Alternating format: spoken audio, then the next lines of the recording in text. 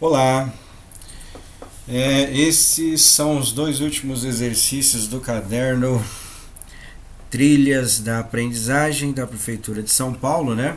Hoje nós vamos fazer dois exercícios, também bem simples, bem tranquilo. A gente finaliza o caderno, aí depois eu vou ver como é que eu faço aquela atividade teste extra, mas eu preciso que vocês terminem, né, todos os exercícios aí. Então vou ver se eu dou um tempo, coloco alguns outros jogos, né, para vocês irem jogando até os outros terminarem, né, porque tem alguns que estão um pouco atrasados, né, e tem outros que nem começaram ainda a fazer. Mas vamos lá, né. Aí esses dois exercícios têm a ver com o tema da matemática chamado de geometria, e esse primeiro ele deu um molde, né? O molde é como se eu fizesse um desenho na folha, cortasse e dobrasse ele para poder formar um sólido geométrico, que é chamado isso daí, né? Então ele está lá, ó. Esse molde foi utilizado para construir um prisma. Qual é o número de vértices desse prisma? Então, só para dar uma lembrada, não sei se vocês estudaram isso daí, esse prisma aí é chamado de prisma triangular. Por que triangular? Porque ele tem a base, né? Se a gente montar, até coloquei alguns outros aqui só para dar uma lembrada. Se a gente montar, ele fica igual ao primeiro.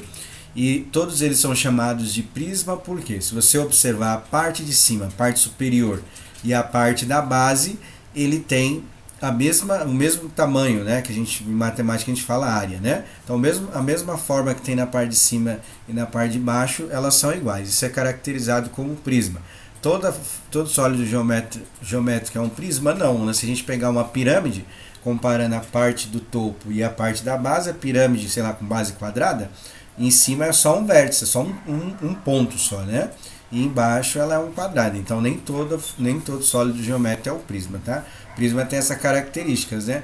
Característica de a parte superior, a área superior é igual à área da base, igual à parte de baixo, né? E como a gente chama depende do formato da base de baixo. Então, triangular, que tem um triângulo, quadrangular ou com base quadrada também, né?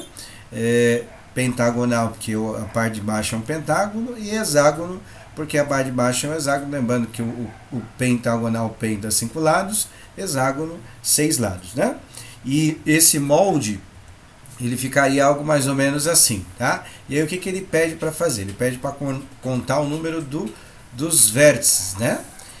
Bom, não sei como é que vocês fazem, se são bons de desenho, o ideal era fazer ele aí para poder ver, ou você pode parar o vídeo, contar aí mais ou menos e ver, mas o que seria o vértice? O vértice é um sinônimo de ponto. Ah, professor, então por que nós não falamos ponto, né? Nós falamos vértice, que é o contexto matemático, que às vezes até naquelas avaliações externas vai usar o termo vértice, aresta para linha, né? Então a gente precisa também saber os contextos dos temas de acordo com a matemática, né? Não de acordo com o que a gente acha correto, né? Então a matemática, assim como qualquer outro conhecimento científico, ele tem o seu padrão, né? De termos técnicos e tal, e a gente precisa se apropriar desses termos aí, tá?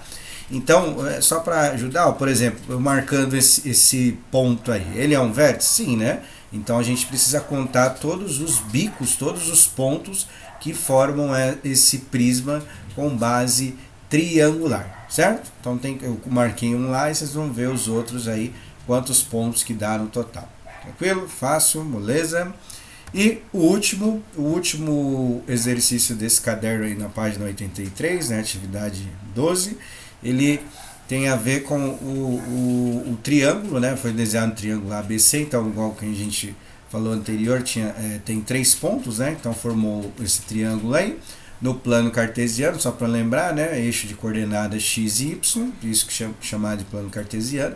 Aí ele quer saber quais as coordenadas do ponto A, do ponto B e do ponto C. Não tem espaço para responder, mas se você quiser colocar do lado, colocar em cima e tal, você que vê aí. Mas o que seria a coordenada? A coordenada a gente lê assim, ó, o P é a abreviação de ponto, o X a gente vai olhar primeiro qual é a posição dele, desse ponto, no caso o ponto A, o ponto B, o ponto C, referente ao eixo de X e depois do Y. Por que X primeiro e depois Y? Ordem alfabética, né? Então primeiro vem o X e depois o Y, tá? Então eu vou fazer o seguinte, eu vou abrir o GeoGebra e vou mostrar para vocês como é que faz para ler pontos, tá? Para ler pontos usando o plano cartesiano. É só para vocês entenderem, é bem facinho, né? Aí a gente vê aqui e já finaliza este tema aí. Então, tá aqui ó, o gráfico, né? Tem a malha, né? Que a gente chama tal. E no centro é o 0. Para a direita positivo, para a esquerda negativo, para cima positivo, para baixo negativo. O eixo de x e o eixo de y. Só para comparar aqui, deixa eu projetar aqui de novo. Aqui não tem um número, né? Se você quiser, você pode acrescentar, né? O 0 está no centro.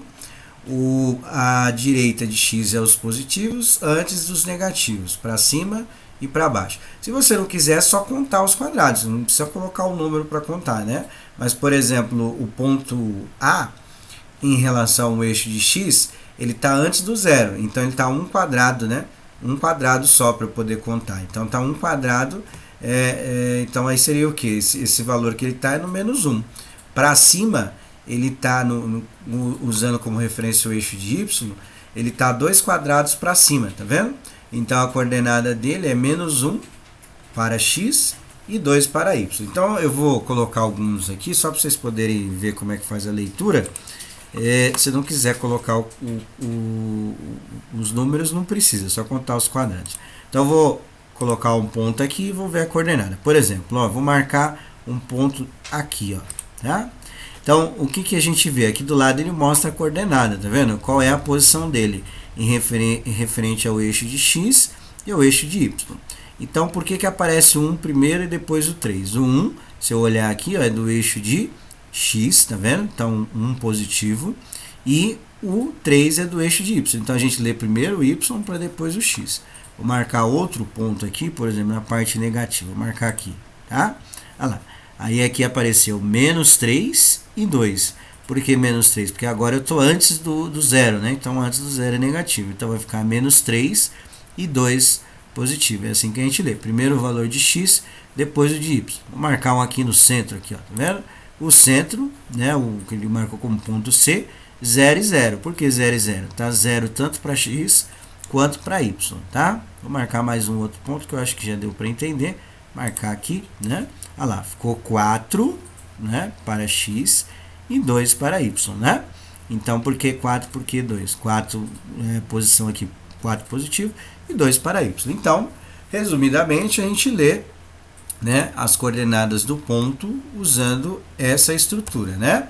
Então, primeiro o x e depois o y. Então, vocês vão tentar identificar qual é a posição desses pontos, né? Se quiser colocar 1, 2, 3, 4, cada quadradinho pode colocar, se não, pode contar direto. Marca lá a posição desses pontos aí, e aí a gente finaliza o caderno Trilhas da Aprendizagem, o volume 1. Aí vamos ver se vai ter o volume 2, não sei como é que vai ser esse negócio das aulas aí, tá bom?